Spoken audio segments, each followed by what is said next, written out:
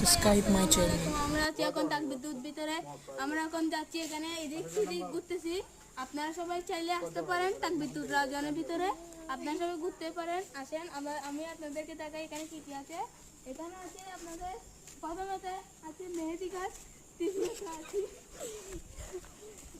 আমরা এখন মাঠে যাচ্ছি। আপনার আসেন আসেন, আপনারা সবাই আসেন, আপনাদেরকে আমি মাঠে দেখাচ্ছি।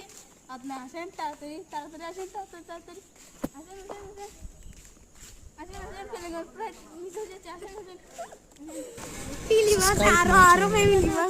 আসেন, এখানে আছে গাছপালা সব এদিকে হয়ে গেছে।